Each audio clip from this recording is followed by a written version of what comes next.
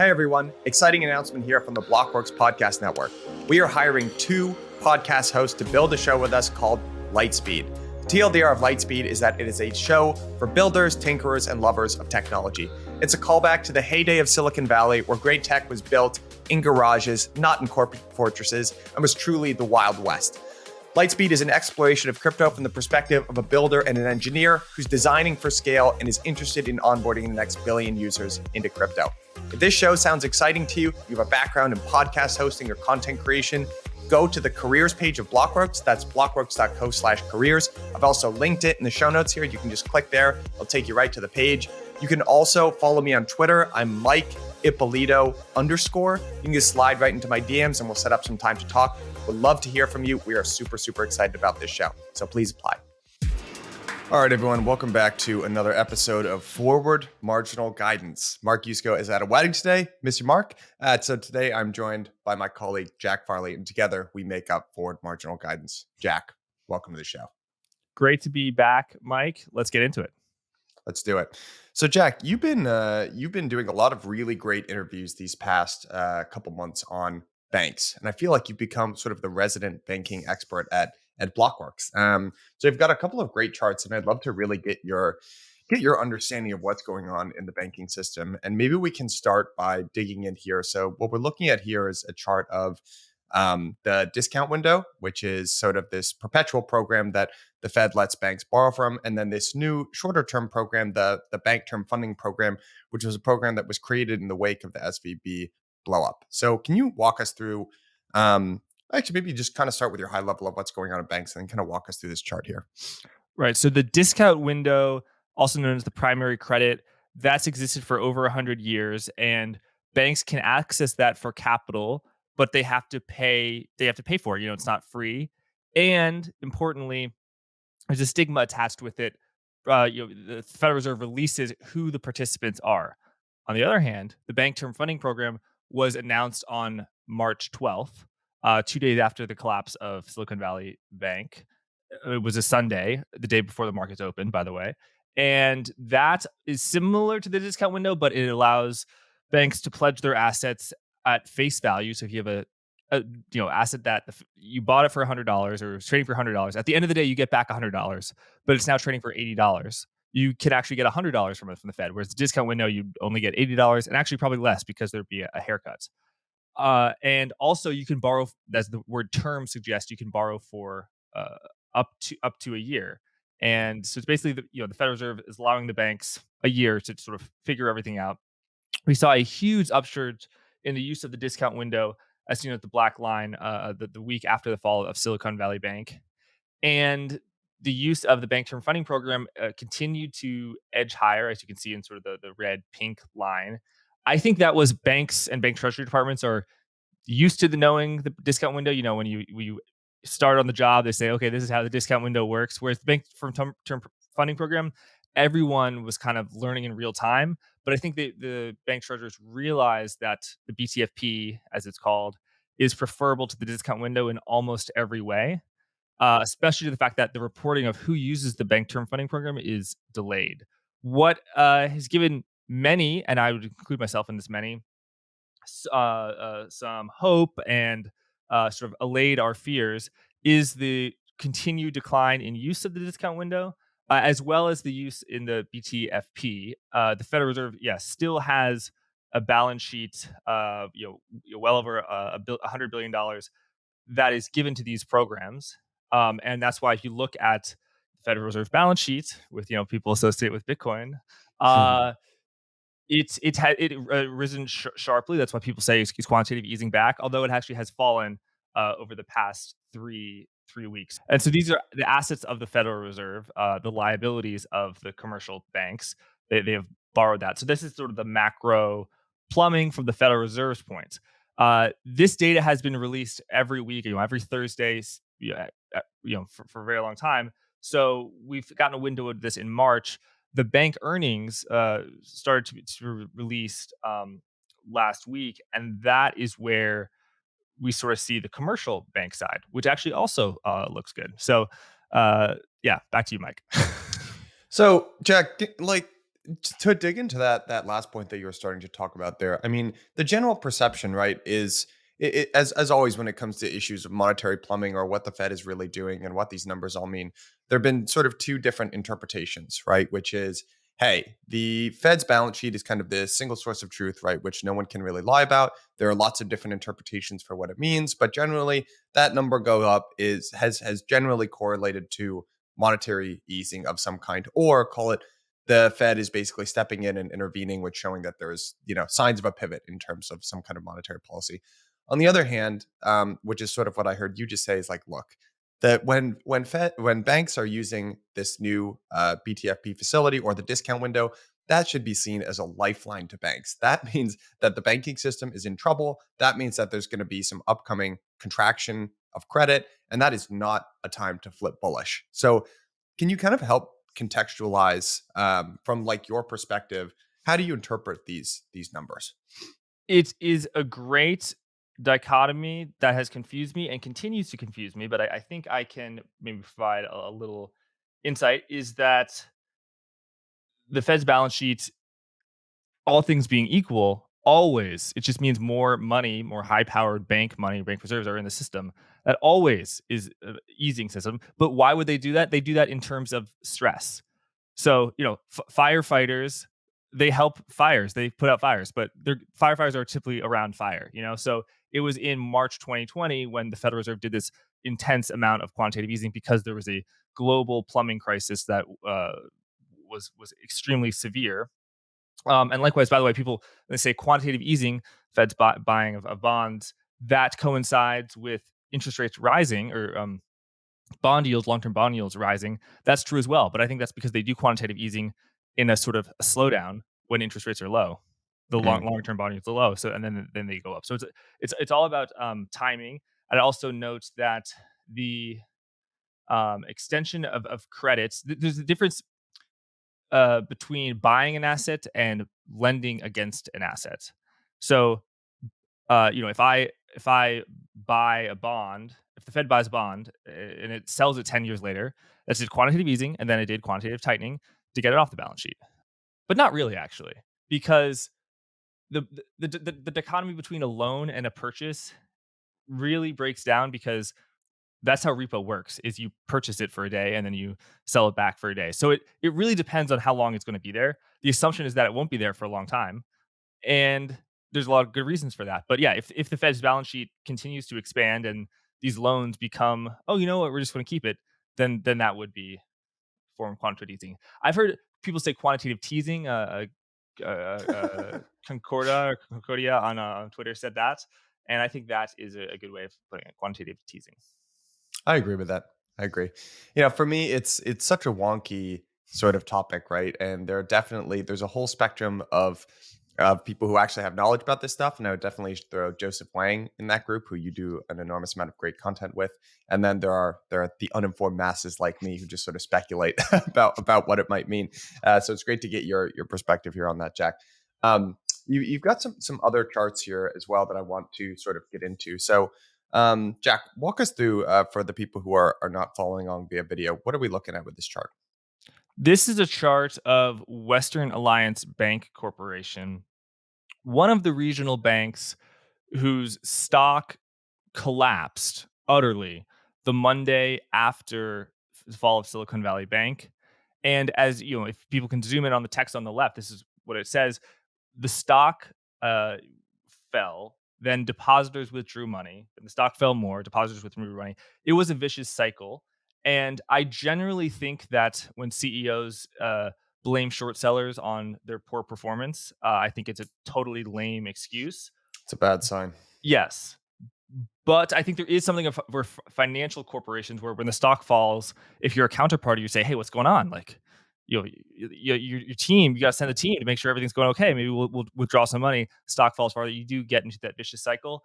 Uh, Western Alliance Bank Corporation had seen some pretty vicious outflows the week or 2 weeks after Silicon Valley, early March, and they had said reports that their deposits, they said, our deposits, the deposit outflow has stalled considerably. And the First Republic said the same thing, but there weren't a lot of details. And it's like, well, yeah, if 10% of your assets are leaving every day, and it's went down from 10% to 1% leaving every day, that's still a big problem, you know? Uh, but they didn't provide details. But then Western Alliance actually did provide details. So actually, I think a lot, what's released here actually, for people who were following the stock, it was released prior. So the stock rallied huge on this graph basically, but the data was released beforehand. But so this shows definitively that for Western Alliance, the deposit outflows have not only slowed considerably, not only stopped, but actually re-accelerated into inflows. So people are putting their money back. Don't have a ton of data on the new deposit rates for how much the banks are paying for that money, but this is kind of par for the course for what we've seen out of many banks, is that the uh, outflows of deposits something in the range of 5%, 10%, but nothing that was what was feared, that would lead to this cascade. So I saw actually a Bloomberg reporter interview the CEO of Bank of America, Brian Moynihan, and they're saying that the word crisis is too dramatic now. They're saying the reporter who I think is fantastic. He's like, should we call it a tremor instead of a crisis? So yeah, maybe. I mean, look, we like to stir the pot here at Blockworks, at here at Margin Forward Guidance. In my book, it's a crisis, but it's possible that we will call it the March banking crisis or the March banking panic, not the 2023 banking crisis. Like, so far things are looking good. I don't have a crystal ball, and I'm not gonna pop it out on this show, but things the deposit story is looking a lot better on regional banks. Yeah. What's going on, everybody? Thank you for listening to On the Margin. I just wanted to take a quick moment to let you know about a very special offer that we have coming out of Blockworks Research. Now, many of you will probably be familiar with our platform, but Blockworks Research is the most blue chip spot to get research, data, governance, models, and a whole lot more about the leading DeFi protocols in the space. I've leaned on our analysts time and time again to explain complicated concepts going on in DeFi to me like I'm 5 years old. They can do the same for you. If you invest in DeFi or are just interested in it, it is an absolute no-brainer. As a listener of On the Margin, and to say thank you all for listening to the show, you can use Margin 10 for a 10% discount, and that gives you access to everything, which would be weekly in-depth reports, live data, all of that good stuff. So again, that's code Margin 10 for a 10% discount. Link is in the show notes. Sign up now. Thank you later. Yeah, I haven't gone nearly as deep into the subject as you have, obviously, but it does seem like we've definitely passed through the worst of it. And correct me if I'm wrong here. I'm pretty sure I, in basically the thick of this and in the heat of the panic, so to speak, pretty sure I heard Joseph talk about Western Alliance Bank as being something that you'd be potentially interested in, and the stock price. You mentioned that kind of negative reinforcing cycle, right? When the stock goes down and deposits are also leaving the bank, there's this sort of negative reinforcing cycle. And I think he called actually in the midst of that this would be an interesting stock, and it's done obviously quite well since. I'd love to, and this is, and the reason I think that we're looking at this chart, right, Jack, is because Western Alliance it's sort of your standard regional bank, right? And there was definitely a period of concern where I think in this particular banking crisis, the Bank of Americas or the JP Morgans were honestly people were never really that concerned. Although the vast majority of those unrealized losses on the held to maturity part of banks' books actually did come from Bank of America. There's something like 100 billion in unrealized losses from Bank of America. But people are really worried about the small regional banks, and they've actually fared, I think, a lot better than some of the doomsayers certainly said. I would love to. I don't know if we've got. This is a specific chart I want to get into later, but can you just talk, Jack? I don't know how much you paid attention to the bank earning calls over the past week, but we've had GPM and Bank of America release. There were a couple standout sort of quotes for me about retail spending and sort of this continued strength in the economy. But any details that you want? Anything? I don't know how much you tuned into those earnings releases, but any takeaways from your side? So first, I'd like to say, Joseph, in an interview that was filmed on the Monday, where it was total crisis after Silicon Valley Bank failed. Mm. going into that interview, I was just looking through the regional bank stocks, and yeah, Western Alliance just utterly just sort of I crapped remember the that. bed, It was and tanking. yeah, it was tanking. And so Jason, co-founder of Blockworks, and I interviewed Joseph Wang. Great to introduce the two of them. Mm. And so that was literally the day and the single hour where probably bank stocks were at their lowest. Probably if you look at the KB W regional banking index. Joseph, important to say, he never mentioned Western Alliance by name. Wrote a tweet about it where I see why you might have thought that, but yeah, but he was utterly in the face of this panic. He was like, "Yeah, I think everything's going to be okay," and Yeah, I remember actually there listening to could be that too. some buying opportunities. And Joseph never gives investment advice, but yeah, that call has aged quite well. Mm. Regarding bank earnings, um, yeah, this if you look at the credit card volumes, they are up considerably, but the rate of spend continues to decline. For Amex, I know it was up a lot. For Bank of America, not so much. I know people spending on gas, it was down 5%, but that's heavily dependent on the price of gas. Right. So if you look at Bank of America spending on credit and debit cards, people are spending on travel and entertainment 16% more, 8% more on food, 7% more on retail. This is the first quarter of 2023 compared to the first quarter of 2022, so year-over-year growth.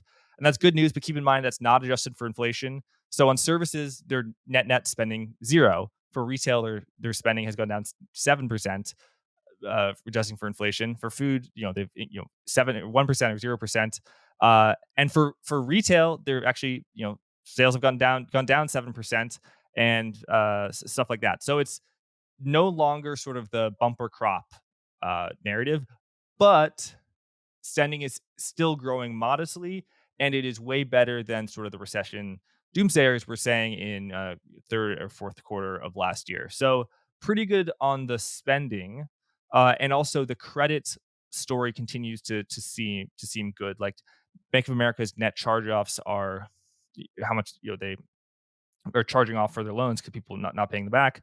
That Bank of America CEO say it's 1/3 of 2019 levels. So it's people saying credit losses have gone up 5 times. Yeah, it went up from 0.01% to 0.05%, and the average over the past 50 years is 4%. So it's coming up from absurdly low levels. I know American Express also, people are spending a lot of money there. Don't have the stats with me. Uh, One thing I'll show as well is that JP Morgan's, they actually grew their deposits over the first quarter, which is pretty strong. That's There's the strong. banking crisis, I and j they actually grow their deposits, and that was those people withdrawing their money from regional banks and parking it in, right. in those large banks. So Yeah. yeah, That doesn't seem wildly surprising to me, actually. That was kind of the overwhelming narrative when the bank crisis was happening, is that you hear that giant sucking sound, that's all the deposits in the banking system going to JP Morgan. But let me get your you know, Jack, I think one thing that has surprised, we've talked about it with Mark on the show before, but I would love to get your sort of thoughts here. Maybe we can go a little bit back and forth on this, but I think one thing that's been surprising a little bit is that resiliency that you were just talking about in the U.S. economy. And last year we had the greatest contraction in our monetary levels. Going back, pick your time frame. 100 some odd years, and honestly, financial assets, stocks in particular, the S&P has held up pretty well, right? Some of the extremely high growth, very low profitability tech stocks, they got taken to the woodshed. Crypto got taken to the woodshed. So those very high duration, interest rate sensitive portions of the economy obviously got smoked. But overall, things have held up pretty darn well. Um, and I guess at this particular period in time, it's a little bit interesting because the S&P is sort of holding up pretty well in terms of the year so far. It looks like even though we might get our 25 basis point hike in this next FOMC, we're probably nearing the end of the rate cycle. And some people are in the higher for longer sort of camp, and some people think the Fed is going to reverse course sooner rather than later. But it seems like at this point we've got the bulk of this rate hiking cycle in our rearview mirror. So, what is your kind of overall thought for where we are in the cycle right now? a lot of things. So I think that the S&P 500 dominated by a few mega cap tech stocks, and their earnings. It's not that their earning estimates went down so much they did, but their earnings actually went down.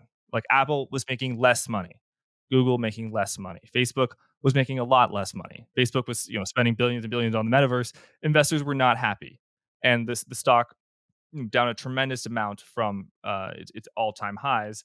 I you know they basically announced that they're relaxing the spend, so they were laying off people, and that really accelerated the earnings. And yeah, Wall Street likes it. If Meta, the stock of Meta has more than doubled since its lows in the fall, and that is a huge story for the S&P 500. Like all these, the tiny banks that we're talking about, like think First Republic is in the S&P 500, but that didn't really register. It's all about Apple, all those big ones.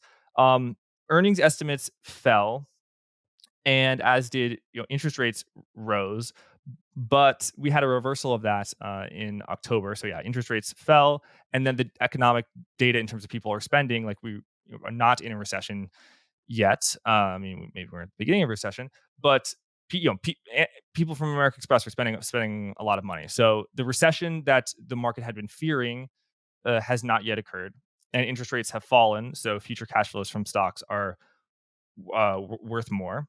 Um, and yeah, things go up. It's easier to be long than short. What can I say? Mm. Yeah. No, I'm sort of in agreement with you there. So I guess for you, I mean the sort of reset the important part of that being the consumer spending part of a recession, right? There's and kind of consumer spending and unemployment tend to not necessarily right like month over month, but they tend to walk hand in hand over a period of time. So we had Julian Brigden on the show this week, and we were talking about it's absolutely foolish to expect that there's going to be no landing whatsoever, right? So and I sort of agree with that. I still think their monetary policy acts in long and variable lags. We didn't get our first hike. It seems like we've been hiking forever now, but the pace of hikes have just been very, very steep. And we actually started, mid last year. So this would be around the time when we start to feel the long and variable lag of monetary policy. And maybe the very first brush of that was the banks, but it seems like there's definitely still, kind of another shoe to drop.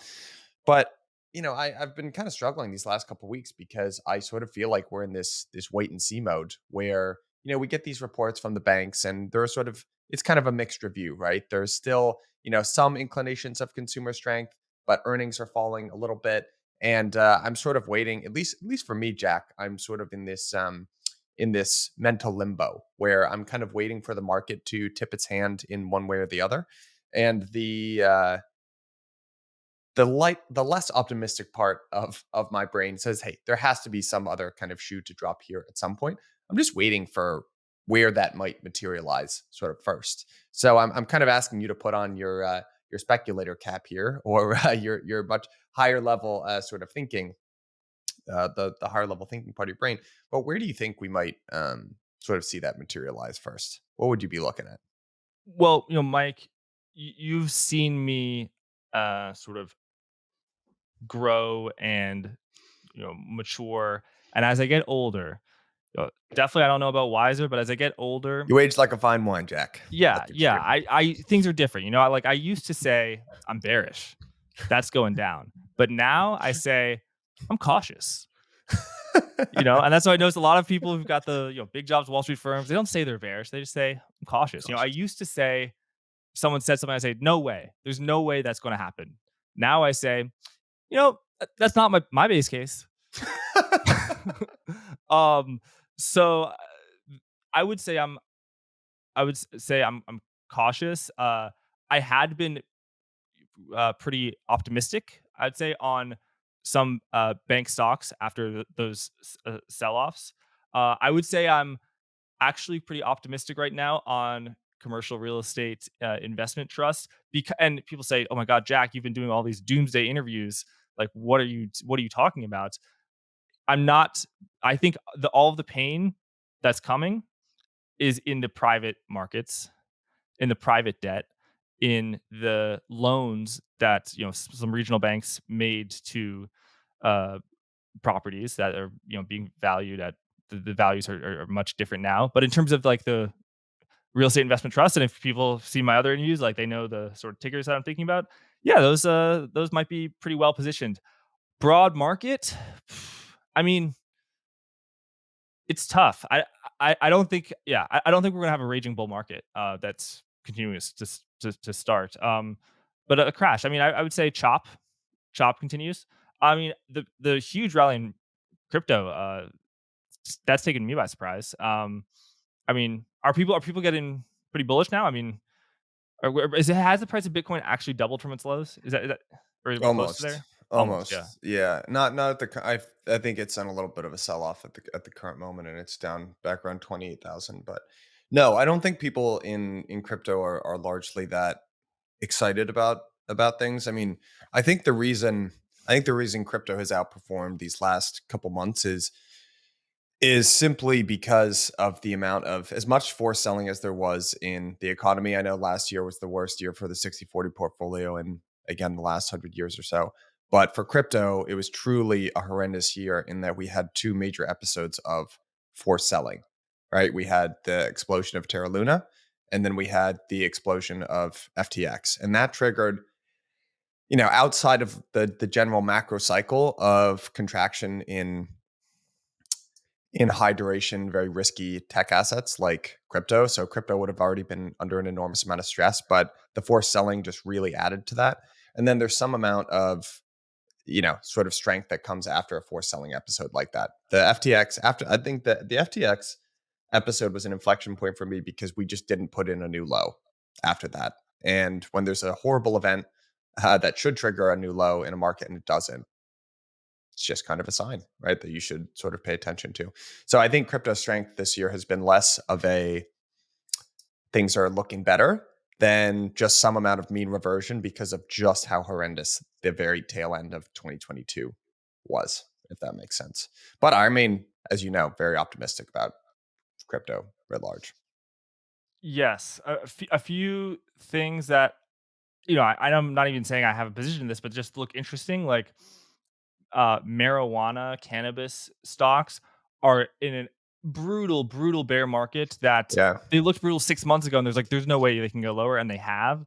So I don't know. There could be Yeah. some people who could take advantage of that pain. I mean, people like to use the product apparently. That joke made me laugh way harder than it should have, Jack. But yes, yeah, you're absolutely right. And those cannabis businesses are pretty interesting. We have a mutual friend who's pretty tied up in that space, and sort of the one of the bull cases for owning cannabis, but it makes it difficult to own it at this particular moment in time, is similar to crypto. It's very difficult for institutions to invest in cannabis right now. It's very difficult for cannabis companies to get access to the US banking system, just like it is for crypto. And there's kind of a thesis out there in investing, which is if there's a good fundamental reason to own something, but for whatever reasons X, Y, and Z, it's very difficult to own today, it's probably a pretty good thing to invest in over the long term, because at some point those more mechanical reasons for making it difficult to own are going to go away, and then you'll get sort of price discovery. The question is, when is that going to happen? And I think that's the difficult thing. So I'm not really sure what it is that's holding up cannabis. I think regulation is moving a lot slower than the pro cannabis industry would have wanted it to look like. And I think banks still don't like cannabis. It was actually I don't know if you watched this last season of Billions, but that was like a whole it's like a whole storyline there. So I don't know. Cannabis isn't exactly my lane, but that's how I kind of think about it. Yeah, I think the sort of tail risk protection strategies have been taken to the woodshed, and like just commodity trading advisors, CTAs, and then tail risk strategies have performed abysmally over the past few months. And like owning tail risk protection, or so sort of put up very out of the money put options, things that make money in very bad states of the world. Those strategies have not performed well, and also like just the VIX is just really it's just like 30-day implied volatility. Um, it continues to decline, and just this thing where people, oh my god, the market's going to crash, and then it never does. It's just been a brutal time for that. So I don't know. I mean, I would say over the next 2 years, there will be a time when volatility performs well. So if like I'm not saying people should put some hedges on, but if you were going to put it on, I think it's objectively just based on the pricing now a much better hedge now that the VIX is at like 17 or 18 than when it was at 40. Because when it was at 40, everyone's worried, and that's when everyone wants to put hedges on. So yeah, there's that. The total market. I don't know. I mean, I would say I'm cautious on the total market. I'm cautious. Yeah, I am too. Bank. We got to talk about. Okay, so I said a lot of nice things about the banks. I pretty much pointed out all the positives Mm. from the companies themselves, and you want to hear from the companies themselves. But the Federal Reserve's Beige Book, where they talk to district banks, I Yeah. think it happens 8 times a year. That was extremely, extremely grim news. Basically, they talked to all bankers, and they said that financial conditions are deteriorating, and that they said several districts noted that banks had already tightened lenders standards across the U.S.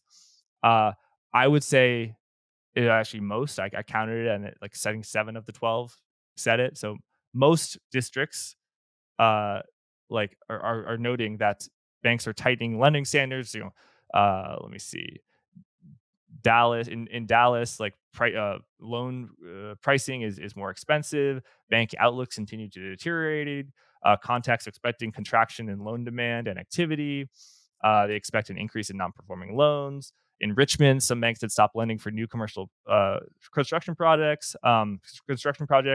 Many noted the citing looming issue of certain commercial-backed security loans coming due in 2023. So I would say it's pretty cautious tidings if you read that bank a Fed bank base report, and you can sort of just search through titles like words like tighten or banking, and you can sort of get those quotes. And I also did a thread on it. So yeah, I mean, I think the economy runs on credit and banks extending it, and I think they're going to be a lot more cautious going forward, like a lot more. So yeah, and then yeah, I think the economy is going to weaken quite dramatically. I would say that's probably my base case, and I think it's now.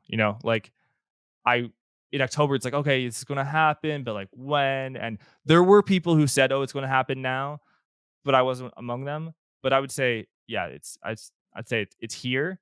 But don't expect that, oh, just because we're going to enter a recession, the price of oil is going to instantly collapse. Like the price of oil in 2008 had a huge surge, many months into the recession. That was people didn't know it was a recession in May 2008, but later it was realized it started in I think December 2007. So yeah, price of oil could spike, and China is. I'm a believer in the China story. A lot of people aren't, but I'm a believer. Um, Mm. like there's just tons of pent up savings and people being locked, basically, their homes being turned into prisons for 2 years, and now the government is telling them, oh, like go visit your cousin in Guangzhou. So yeah, I think domestic travel as well as international travel is going to continue. It already has spiked further, and this is a lot of people criticize the Chinese data for good reason, and a lot of those people know a lot more than I do. But yeah, I'm a believer in the China story. And China has a huge demand on commodities. So the U.S. economy has been very strong. It's weakening, in my opinion. I think it's going to enter a recession.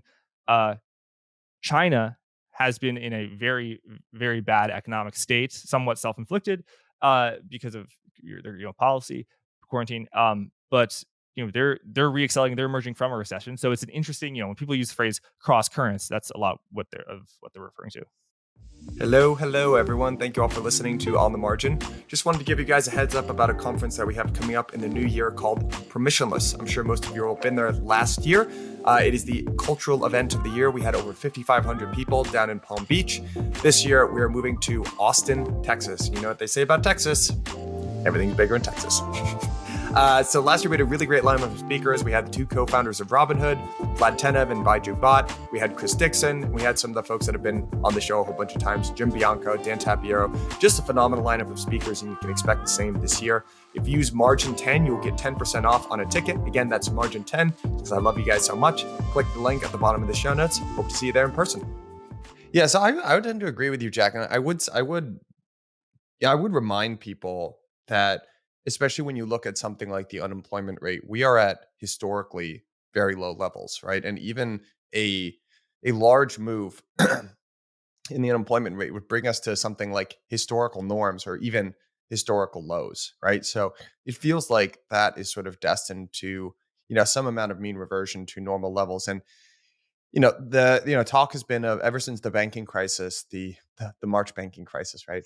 The The talk has tremor. been right, Tremor.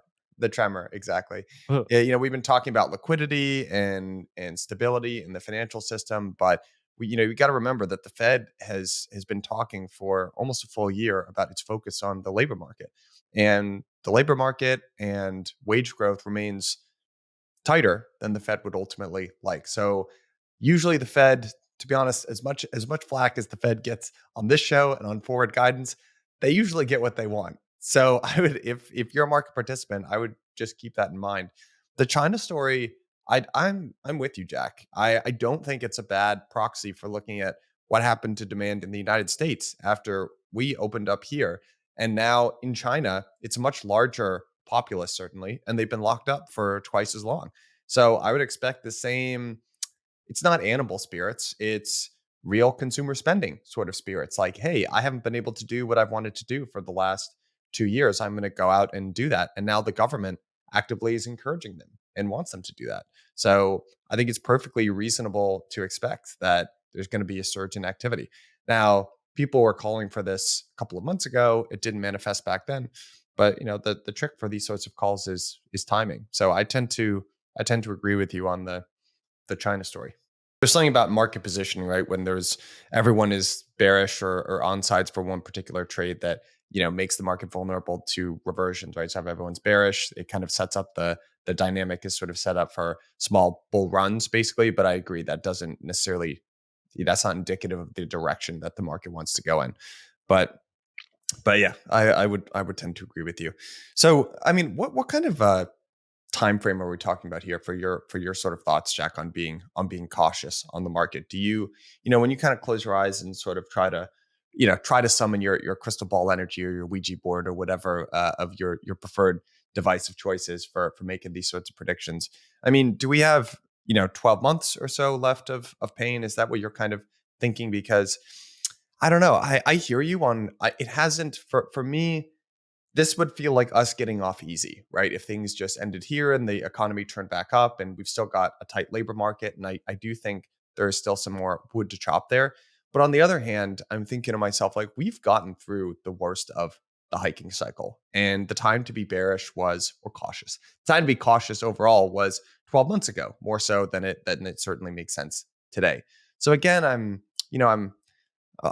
not doing good media on this particular podcast. I'm just waffling through 2 points of view, but I'm stuck here, Jack. I'm in my mental limbo, as I sort of described before. So how would you contrast that kind of idea that I understand, why you're cautious? It doesn't seem like we've gotten out of the woods yet, but at the same time, would you say the bulk of the time to be cautious is behind us? Or give me your, like, try to maybe zone in a little bit, get a little more granular on your thoughts for how much pain we've got left. I mean, for the economy, no way. No way, not even close. Mm. Yeah, the recession has not started, but I think it will. And by the way, if I'm wrong about that in a year, I will publicly admit it. And that's what I hope people know that about me. But yeah, on the stocks are tough because the timing is different, and really no one knows. You see Moneyball. I have. Yeah, so there's Brad Pitt character is the coach talking to the scout, and the scout like knows everything. He's like, "Oh, he's a good-looking guy. The ball explodes off his bat, blah blah blah blah blah." And Brad Pitt's like, "Look, you walk around acting like when I know, and you don't." And that's how I feel like a lot of people on the market call, like, no one knows. Everyone was super bearish, in October.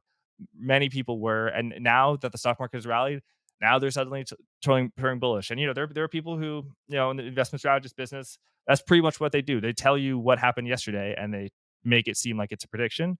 Um, I don't know. I would say that, uh, I would say that the rally stops pretty soon. Is my base case. I don't know. That's just what I would say. Mm. Um, and I think in banks, I think banks, I mean, in retrospect, it was an obvious buying opportunity. We'll see about First Republic and Pacific West Bank Corp, which report next Monday and next Tuesday. We'll see about the deposit flights. Those are really probably the most beleaguered banks that had not failed. Um, so there's some sort of wood to be chopped. Yeah, I don't know. Yeah, I don't I know. tend to agree with. I think this. So this is a chart that we've been, shown on this show a number of times. But this is just we're looking at a little bit of a zoomed in version here. But the U.S. terminal rate.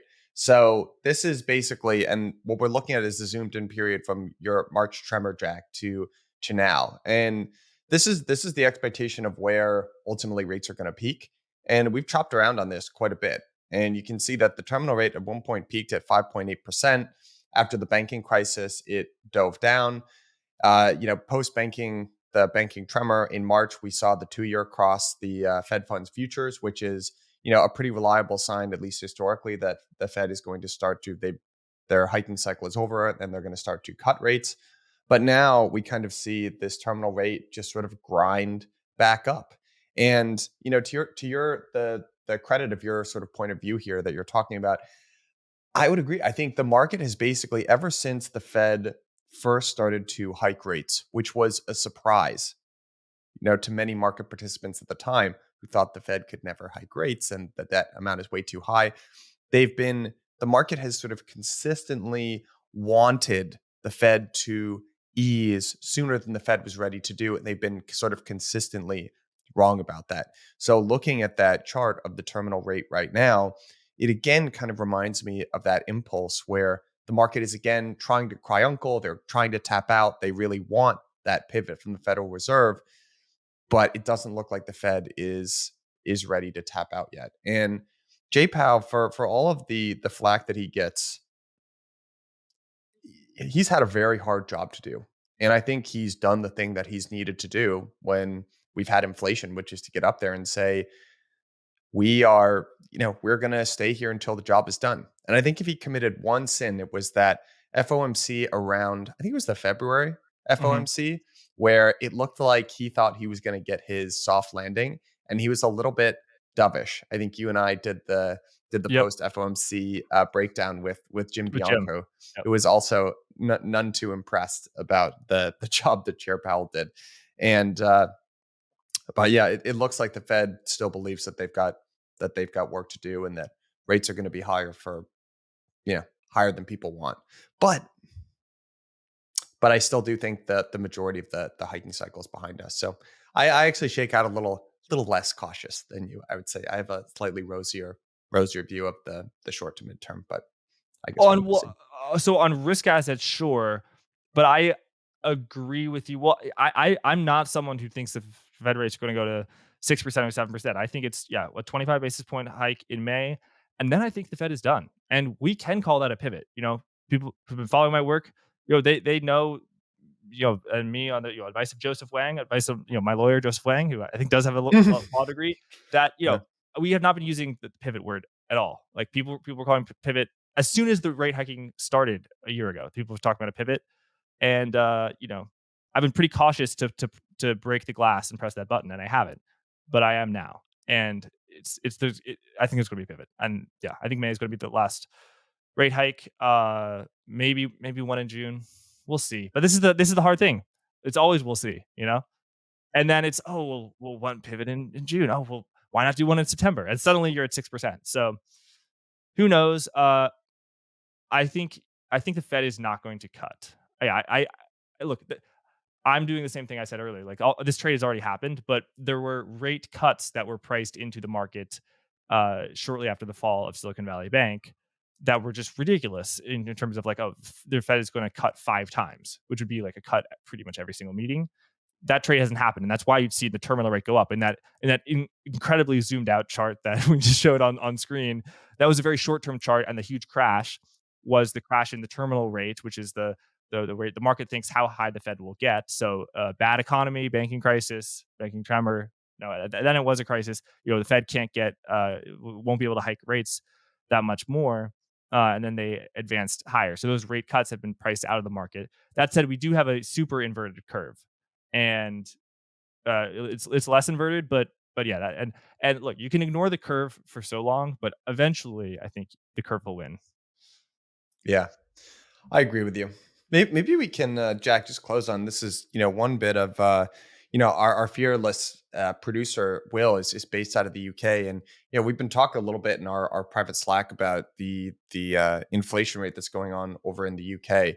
So while it seems like people can debate about how long things are going to take over in the United States, at least we've seen the trend for many months now has been disinflation, and the Fed has its own particular view of sort of super core inflation that it pays attention to. But generally, we're starting to see headline CPI and core CPI roll off, and there's some debate about how sticky it's going to be and what the level that it's ultimately going to get down to is. But the trend is lower. The trend over in the United Kingdom has been, it still feels like it is red hot over there. And, whenever I think of the European central banks, be it the ECB or the Bank of England, they have a little bit less latitude, say, than the Fed over here in the United States, which really sets the broad direction of monetary policy, I would say, for the global central banking apparatus. Although I guess the PBOC sometimes doesn't necessarily do what the Fed is doing. Any thoughts? Any kind of closing thoughts about like why is it so sticky, so hot over there, and how much latitude do they really have to move and fight inflation?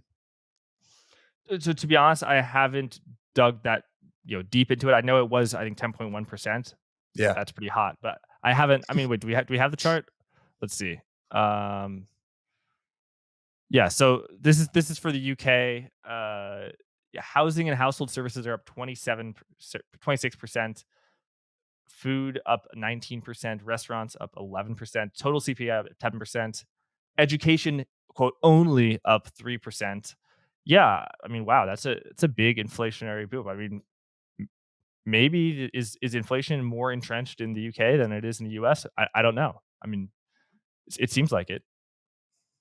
certainly I don't does. know where this is coming from. I mean, energy, that I, that's one sort of obvious cause, but I don't know. I mean, look, the US wasn't the only country that printed money. There's not. Yeah, absolutely. And so I guess we'll have to see. Our thoughts and prayers are for our brothers and sisters across the pond. So I guess we'll have to see how that situation plays out. So Yeah. all right, Jack. Any other big topics that you want to cover this morning? Yeah, so the short-term funding market is sending us a signal that Mm, is on the spectrum of a total nothing burger to a doomsday clock. Okay.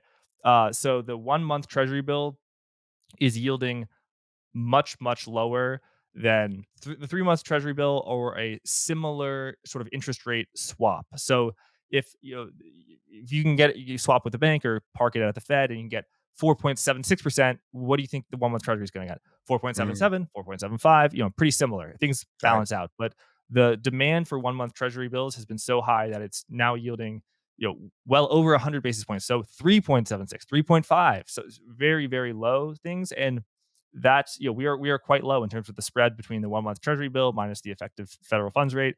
Hasn't been this low since 2008. Doesn't sound great, may not be great, may be horrible, but it could be nothing. And several sort of experts in this matter, Scott Skirm, who's been on the show, Andy Constan, Scott said April is a season where this tends to happen, and because I presume because of taxes, and then also the debt ceiling that I really don't understand the mechanics, but that this is because the debt ceiling. Actually, no, I do. That the people, the 1 month bill is very unlikely to mature after or during the debt ceiling crisis tremor, uh, and such, so that like it's kind of free and clear. Whereas sort of everything else has kind of like a a scarlet letter on it, and so that's why it's yielding higher. So there's a premium put on short term paper that will sort of be completely free of the debt ceiling drama.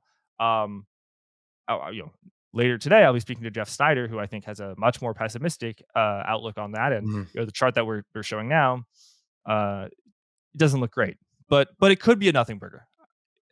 Could be a nothing burger. So yeah, we'll close on that. Cool. Well, if you had to, I mean, this stuff is always a little bit tricky for me to diligence as well when it comes to almost the area of sort of monetary plumbing and what these sort of signals mean. If you, I mean, just for listeners, could you like kind of handicap like because you see those sort of scary red dots around the 2007 2008 crisis, and certainly to me, whenever you see intense extreme demand for bills around the very short end of the curve, that to me says people are going very risk off for one particular reason or another, right? They want basically the safest, shortest duration collateral that they possibly can. So any thoughts on, if you had to handicap, is this, in that camp that people are for some reason panicking, or the market might know something that we don't, or hey, there are sort of outliers that happen all the time. This might be sort of some sort of gut reaction to the debt ceiling, drama that I'm sure we're all going to be talking about in 1 month. What are your kind of thoughts between those two? um, I think it's called causally overdetermined when there's some event and like there's 7 possible reasons for it. I Mhm. think the debt ceiling argument definitely could be causing it, and it could be causing a large percentage of it. In other words, the rush for safe collateral is not because of the banking crisis, the banking tremor, but because of the debt ceiling. The truth is, I really don't know. I mean, it's not looking great. Um, it's not looking great. I don't think it's a 2008 type moment. Uh, but yeah, it's not like a positive. Yeah, I would agree with It's that. definitely not a positive. Definitely That's not positive. Yeah, that's the only thing we can say for certain is that it's not positive. yeah. All right, with that rosy prediction, Jack, I think we can end it. Always love doing the forward marginal guidance mashup. It's always a pleasure for me, and I'm sure we'll do it again soon. Yeah, pleasure as always. Thanks, Mike. Cheers, partner.